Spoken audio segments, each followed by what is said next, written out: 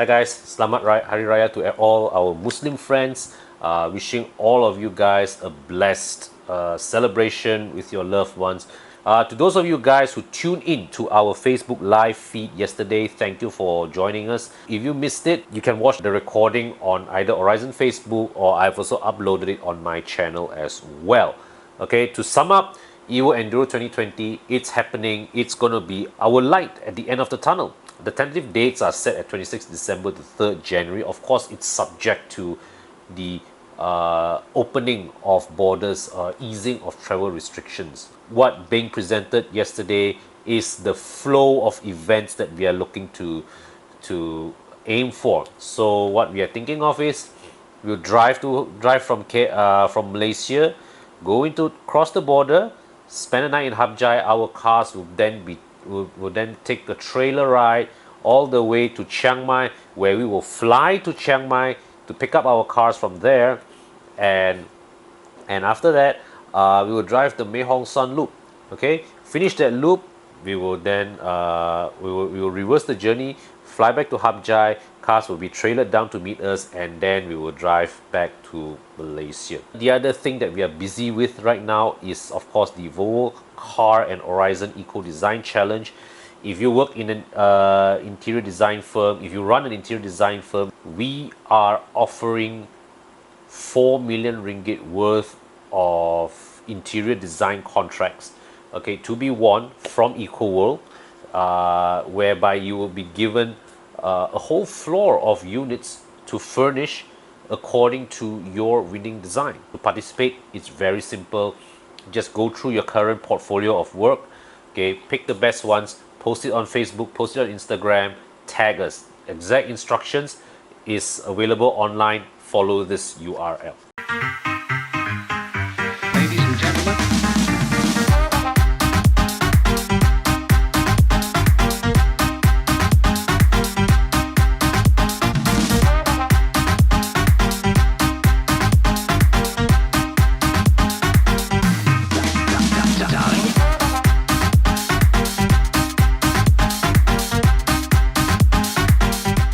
So, on to the main content of today's video. I was just digging out some documents just now, and I found this, a little memento from 2009, 11 years ago.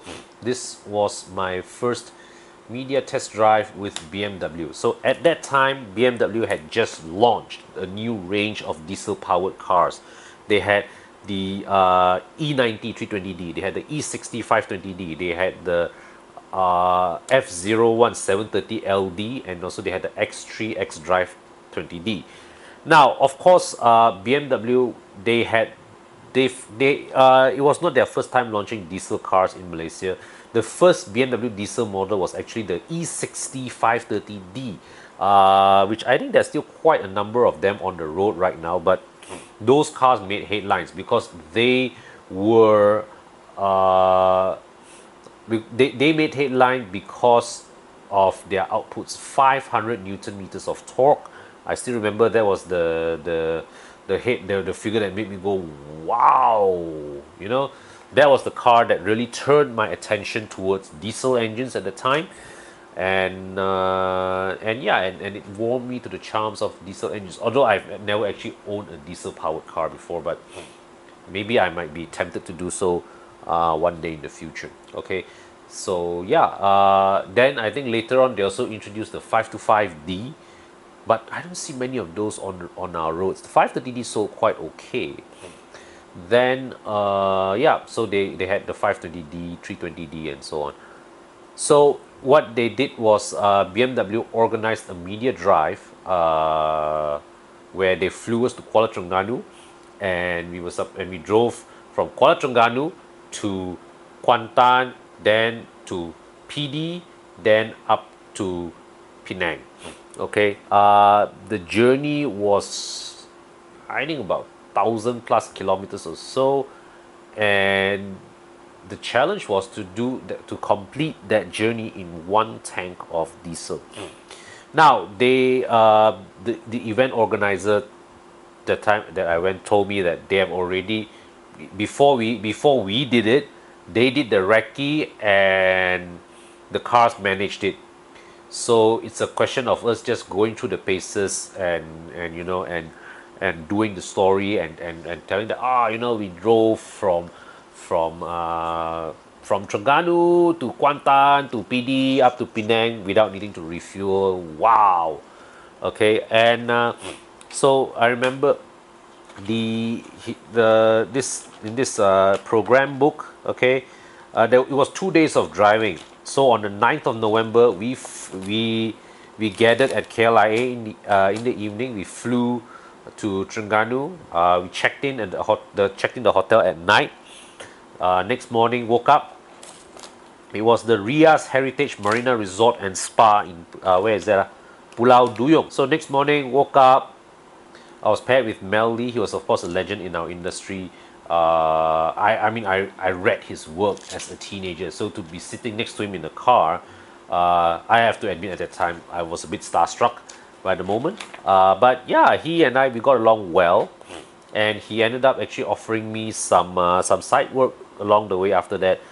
And which was a very important touchstone in my development as a motoring journalist. I think Mel Lee is someone I have to acknowledge that even though I've not seen him as often as I would like, but he has made an immense impact in my career, and I'm forever indebted to him on that.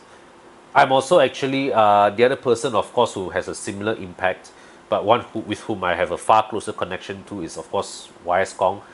It was him actually who was invited to this trip, and because it clashed with his schedule, and he passed the invitation on to me, and that's how I ended up there in this trip. So the first day I was with Mel, driving the E6520D, and we started off here. This is Pulau Duyung, Terengganu. We drove down past Ajil, Kuala Berang, Jerangau, Bukit Besi, Al Muktafi, Bilasha, Kemaman, Lembah Jabur, and eventually Kuantan, where we had lunch at Hyatt. Okay, so yeah, after lunch, then the journey continued. This was still day one, and this was, I think, the most gila part of the drive. So still in the E6520D, Kuantan. Then we entered the East Coast Highway. We exited at Chenor. Then we drove the trunk road lah, past the Melo, Teriang, Kemayan, Kuala Pilah, Rembau, Pedas, Pasir Panjang, and eventually to Port Dickson, where we checked in at Thistle. So this leg of the journey, I think, of the whole trip, right, this leg of the journey was the most memorable one, because we were absolutely barreling it. We were gunning it on the highways. We were gunning it on the trunk roads, right? The cars just we were just so impressed by those cars. Those BMW diesel engines, they really pull. Okay, wow, actually now that I think back, right, actually, that was actually damn exciting. And so on the highway, we were pushing the cars lah. We were really pushing the cars. Then on the trunk roads, I recall one particular incident on the trunk road. Mel was driving. He was overtaking a slower car, and the other side, the lorry was just coming. Our friend, he didn't flinch. He absolutely didn't flinch. He just zomped like that. The car just went, completely tracked and followed his course, and we missed the oncoming lorry by I think what, at most a meter or two only one. So I had a bit of a heart attack at that time, I will admit, but but okay lah. I mean, he pulled us through, so I'm thankful for that. Okay, but yeah, I think overall the E60, the 520D really acquitted itself very well. We were both suitably impressed by the car. Then we reached Thistle, Port Dickson, where we spent the night. And I remember the dinner that night. Oh, they served us a meat platter, right? A platter of all sorts of meat lah, daging lah, kambing lah, all that, right? I tell you, there was enough meat to feed my whole family, plus give some to neighbors. all of that, one person each. I was absolutely gobsmacked at the amount of food on my table. And I tell you, I eat that plate of meat. I think I eat one third only, or half at most. Also, I was like completely jelak already. That you totally cannot eat. Food was good, but the quantity was insane. Was absolutely insane. But anyways, after that, the next day we got up, we swapped cars. Okay, those of us in the 320D, those of us in the 320D went to the 520D and vice versa. So there were three 320Ds and three 530Ds if I remember correctly. So next day we were in the 320D, and I think that one day experience with the 320D really shaped my impressions of the E90 because firstly, the ride was stiff. The ride was stiff. Coming from the E60, that was quite, decently pliant. The E90 was stiff, was rock hard. The build quality of the car also was not entirely impressive. I remember there was something shaking, knocking inside in the passenger side door card, and it was troubling us the whole length of the trip. And somehow the refinement of the engine, the smoothness of the engine and transmission also was not quite as well tuned as the 520D. But this could also be down to individual condition of the cars. We do not know lah. But our impression at the time was that we felt the 320 to be distinctly unimpressive, having just jumped over from the 520D. So yeah, we drove on to from Penang, sorry, from Sepang. We drove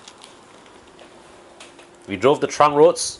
Okay, we drove the trunk roads past Sepang, and then we entered Elite Highway. Then go to North South Highway. Then eventually we reached Ipoh, where we had lunch in Indulgence Cafe. Okay, after lunch we hit the North South Highway again, drove straight up to Penang. Then from there we flew back to KL. So lunch at Indulgence, I remember I reached Indulgence with about still a quarter tank left in the E90s, still a quarter left in the E90s tank. The trip computer was showing just under 200 kilometers. It was about 100 something kilometers on the trip computer. I was pretty confident that I could still reach Penang one, but the other two E90s were already showing fuel warning lights, and the organizers didn't want to take the chance. They refueled the cars at Ipoh. So none of us were able to try whether our cars really could have reached the finish line on one tank or not. But well, based on the feedback of the organizers, they actually were able to make it. But I think what happened was that during the first day, the second leg of the journey, we were just too exuberant in our driving, and we just gunned it without thinking, and it scuppered our chances. Okay, but still, I think in terms of it was a memorable drive for sure, and the cars were impressive. The 520D more so. 320D was still okay lah, but at the time the 320D in our country, right, in Malaysia spec, the 320D had M Sport kit. Okay, so it had M Sport suspension, M Sport body, but the interior, the trim was M Sport, but that one was without iDrive, and I think the 320D was CKD. So the prices of the new car price lah at that time, let's see. Okay, right, so that time Paul Tan reported the 320D was 256,000 ringgit, 7,000 more expensive than the 320i of the same spec. The 520D was going for 380,000 ringgit. The X3 xDrive 20D was 333,000, and the 730LD was about 700,000 ringgit. Yeah. So that time they called it the 320D Sports and the 520D Sports Edition, even though those cars were practically dressed up as full M Sport, basically with the M Sport kit already. So the 320D was quite kosong one, no iDrive. So in the middle, right, that iDrive control knob area is just a little tray for you to Definitely not big enough for for a modern smartphone, but maybe those old Nokia small phones could go in, I guess. The 520D was a bit more respectably equipped. It had keyless entry. It also had the full M Sport body, okay, and it had iDrive, so well equipped. Especially if you compare to the 520D F10, right? It was like the 520D F10 was what looked like it was spec'd to be the bottom feeder of the range, whereas with the E60 they dressed the 520D to impress. And I think the want factor of the 520D E60 is, I think, higher than that of the F10, I would say. Right. So I was looking on the used car market, both Carlist and Muda combined. I think there's only one car on sale right now. Car still looks in original condition, asking for 45,800 ringgit. So 520D on sale, right? Usually I see it's the F10 one. Very rarely only you will see an E60. But yeah, this car looks in good condition. Looks worth to buy.